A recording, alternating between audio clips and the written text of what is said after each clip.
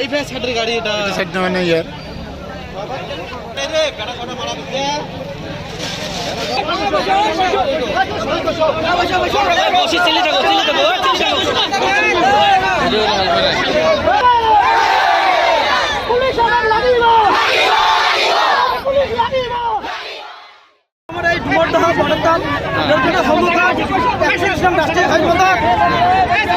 এখন মালবাহী ট্রাক আর এখন যাত্রীবাহী বাস আমার স্কুলের ছাত্র গৈ থকা অৱস্থাত ৰেলগেটখন খোলাই থৈছে।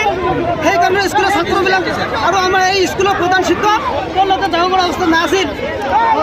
গেটৰ সন্মুখত খাৰা হৈ থকা অৱস্থাত যাত্ৰীবাহী মালবাহী ট্ৰাক আৰু বাছখনে এই 4জন মানুহক মহত লৈ ইতিমধ্যে এজন ডেড হৈছে আৰু 4জন মানুহ সংকটজনক অৱস্থাত আছে।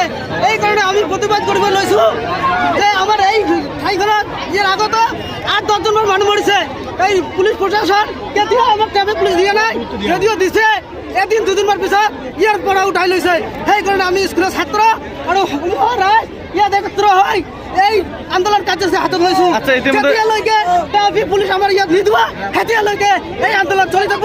আমি কোনোমতে ইতিমধ্যে যিজনৰ মৃত্যু হৈছিল তেওঁৰ নাম কি আৰু নাম আমি জানাব জ্যোতি ৰায় বুলি চিনাক্ত হৈছে। কোন স্কুলৰ ছাত্ৰ হয়? এওঁলোকে MC একাডেমীৰ প্ৰাক্তন ছাত্ৰ হয়।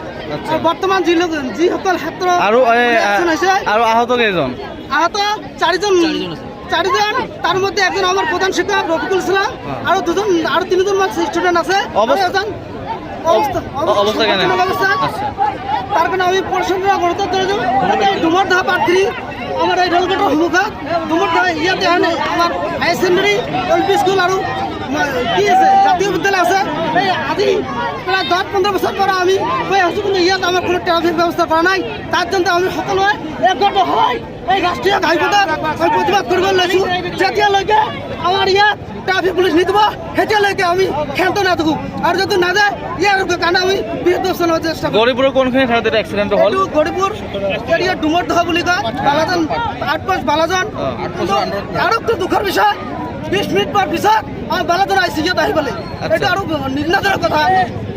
বালাজন আহিছে মাত্ৰ 3 মিনিট সময় লাগে। কোন স্কুলৰ ছাত্ৰ এইটো? এইটো মহেশচন্দ্ৰ একাডেমী ডুমৰদহ হাইস্কুল। মুঠ আহতৰ সংখ্যা কিমান আৰু নিহত সংখ্যা? 4জন, এজন মৃত্যু হৈছে। নিহত এজন। ছাত্ৰ কেইজন? ছাত্ৰ ছাত্ৰীৰ সংখ্যা কিমান? আপুনি বিচৰা বাতৰি পাব কেৱল নিউজ 18 এপত। নিউজ 18 এপ ডাউনলোড কৰিবলৈ স্কেন কৰক এই QR কোড। গুগল প্লে ষ্টৰতো পাব এই নিউজ 18 এপ।